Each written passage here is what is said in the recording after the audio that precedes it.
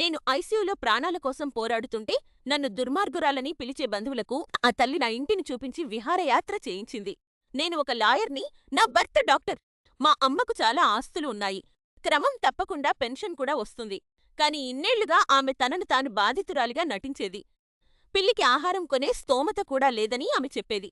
అందుకే నేను ప్రతి నెల ఆమెకు డబ్బులు పంపించడం మొదలుపెట్టాను. క్రమంగా ఆమెకు ఇంకా ఎక్కువ కావాలనుకుంది. నేను చివరికి వద్దని చెప్పినప్పుడు నేను ఆమె కూతురిని కాబట్టి ఆమెకు డబ్బులివ్వడం నా బాధ్యత అని చెప్పింది. ఆ రోజే నేను ఆమెతో అన్ని సంబంధాలను తెంచుకున్నాను.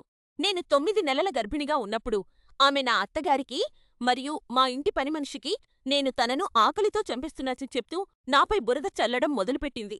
నా గర్భావస్థ చివరి వారాల్లో నా సొంత కుటుంబమే నన్ను ఒక రాక్షసిగా పిలుచుకుంటుందని వింటూనే గడిపాను. ఆ తర్వాత నాకు ప్రసవం జరిగింది. తీవ్రమైన ఇన్ఫెక్షన్ సోకి ఐసీయూలో చేరాల్సి వచ్చింది. నేను ప్రాణాల కోసం పోరాడుతున్న సమయంలో మా అమ్మ ప్రవర్తన చాలా అస్తవ్యస్తంగా మారింది. ఆమె చీఫ్ ఫిజిషియన్పై అరిచింది.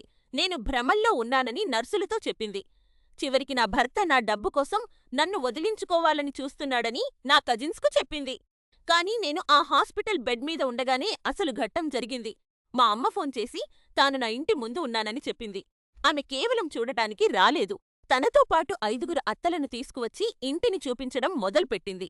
నా ఫర్నిచర్, ఇంటి వైశాల్యం మరియు నేను, నా భర్త కలిసి నిర్మించుకున్న ప్రతిదాన్ని ఆమె వారికి చూపించాలనుకుంది. తర్వాత ఆమె నాతో నా వస్తువుల గురించి తనకు గర్వంగా ఉందని చెప్పింది. అప్పుడే నాకు అర్థమైంది ఆమెకు నా మీద ప్రేమ లేదు.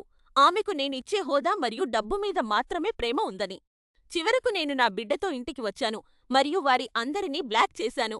నా జీవితంలో మొదటిసారిగా నాకు నిజంగా ప్రశాంతత లభించింది.